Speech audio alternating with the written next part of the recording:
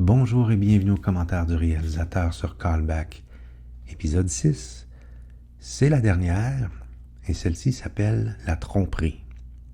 Et le titre ici a un double sens, je vous en reparle tantôt. Alors, cet épisode-ci, c'est la dernière qu'on vous a présentée et c'est également la dernière qu'on a tournée.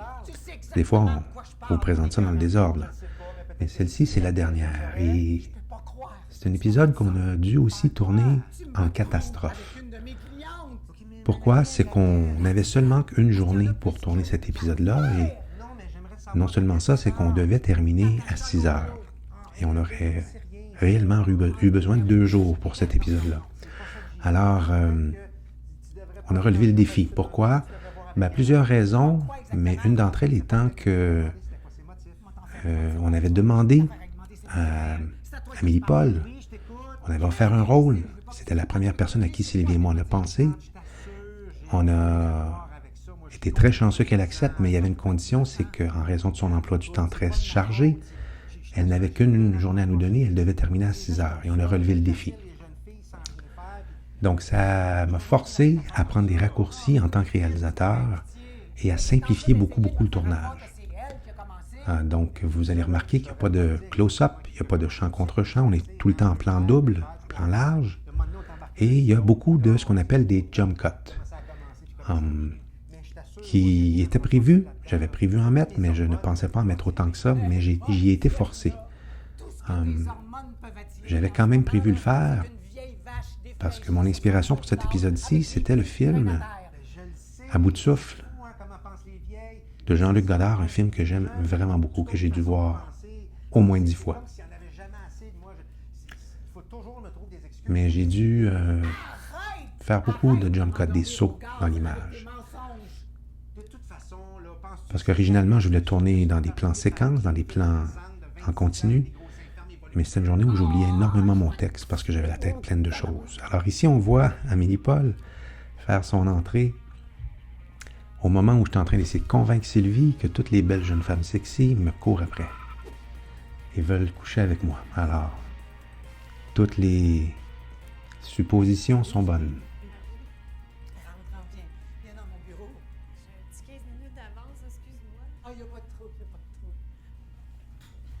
Alors, on va se diriger vers la scène du bureau et suivez ici la caméra, le beau mouvement de caméra d'Yandel.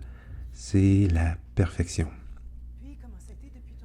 C'est arrêté juste au bon endroit, même pas eu besoin de se recadrer. C'est la perfection.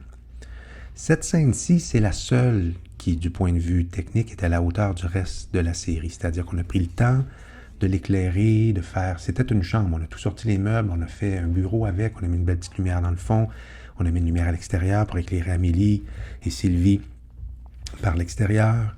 Alors, cette scène-là, j'en suis satisfait. Maintenant, on a fait peut-être 5 à 7 prises de ça. Il y en avait 2 de bonnes, celle-là, et la dernière qu'on a fait, mais la dernière, malheureusement, je me suis rendu compte au montage qu'il y avait l'ombrage de la perche, et c'est moi qui tenais la perche. Lily était à l'enregistreur. Il y avait un ombrage de la perche sur le mur en arrière, au-dessus de la tête à Amélie, donc je ne pouvais pas l'utiliser.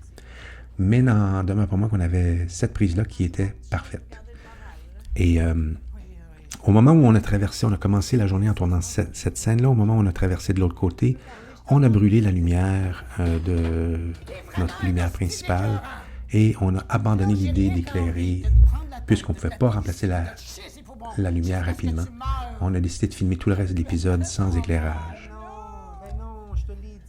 Alors, bien qu'au niveau technique, cet épisode-là est inférieur aux autres, au niveau de l'écriture, par contre, évidemment, c'est très cru. C'est notre inspiration. On avait une source d'inspiration, Sylvie et moi, pour écrire cet épisode-là. Mais je vais nous garder quand même quelques petits secrets. Je ne révélerai pas tous nos secrets à Sylvie et moi. Notre inspiration demandait à ce que ce soit cru.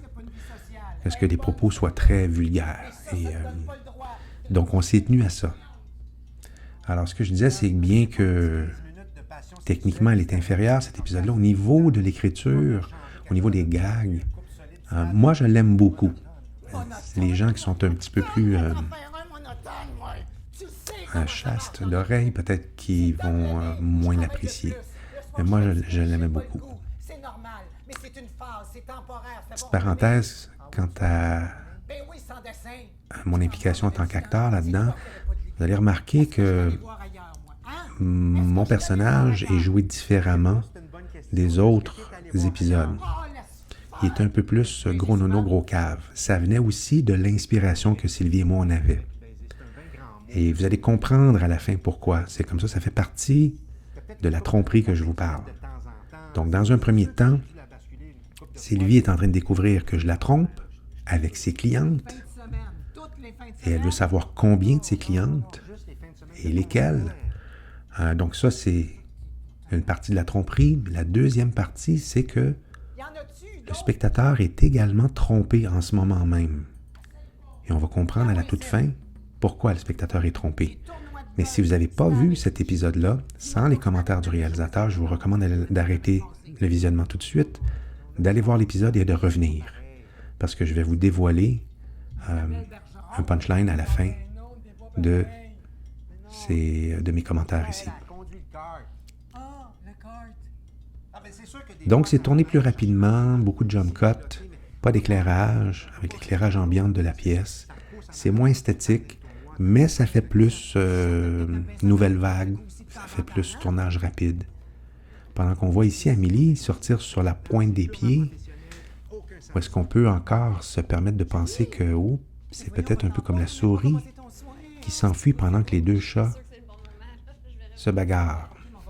Donc peut-être qu'Amélie aussi est une des victimes des clientes à Sylvie qui couchent avec moi. Est-ce qu'on va le savoir? Est-ce qu'on ne le saura pas? Il faut aller voir l'épisode pour ça.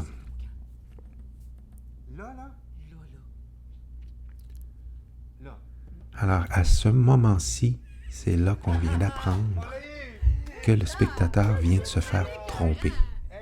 On vient de comprendre que Sylvie, Amélie et moi, on répétait une scène. C'est ce qui explique que mon comportement était différent, plus gros tata un peu, que dans le reste de la série. Mon personnage essaie d'en imiter un autre. Et il est même resté, souvent, quand on est acteur, on reste un peu. Il reste un peu nono, là. Il n'est pas encore sorti tout à fait de son personnage. Et là, il reçoit un téléphone comme quoi il vient de perdre le rôle, comme quoi il a perdu son rôle aux mains d'un autre acteur connu, qui est Martin Matt.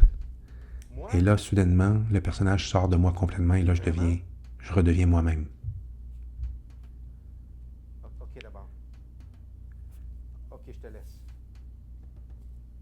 Alors, c'est un épisode qui a suscité beaucoup d'intérêt. Évidemment, Amélie Paul est très populaire, donc elle a amené sans aucun doute des auditeurs à regarder cet épisode-là. Je pense qu'au niveau histoire racontée, c'est une des meilleures. Maintenant, c'est au niveau technique, elle est un peu inférieure aux autres, mais je suis convaincu que beaucoup de gens n'ont pas remarqué ça. Alors là, vous voyez tous les noms des donateurs. En principe, tous devraient être là, à moins qu'il y ait eu des oublis. Des fois, une couple de personnes qui n'ont pas voulu se faire mentionner, mais en gros, ils devraient tout être là. Alors, vous voyez, il n'y avait pas énormément de bloopers où est-ce qu'on riait. Il y en avait un peu. Il y avait beaucoup de bloopers, par contre, où est-ce que j'avais oublié mon texte. Parce que c'était un épisode, comme je vous dis, moi, j'étais dans un presto pour cet épisode-là parce qu'il fallait la sortir rapidement. Je savais que j'avais besoin de 2 jours. J'avais seulement qu'une petite journée. Et ce qui a fait que j'ai oublié mon texte plus que dans tout autre épisode. Et j'arrivais même pas à faire une séquence sans me tromper. Je devais reprendre en milieu de la prise, ce qui conduisait à un jump cut, un saut dans l'image.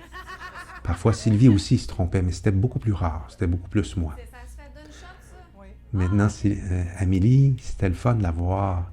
Elle arrive, elle est toute nouvelle sur le plateau. Elle est plus gênée un petit peu. Quand elle fait une erreur, elle part à rire, elle s'excuse. Alors que nous, on en faisait plein d'erreurs et ça fait partie du plaisir de tourner. Quel plaisir qu'on a eu ensemble cette dernière journée-là. Ça aurait été le fun que ça dure 2-3 jours. Alors, vous venez d'assister à la dernière. J'espère que vous avez aimé la série. Il n'y aura pas de suite, mais on va espérer qu'il y aura peut-être un autre projet qui suivra prochainement. Merci.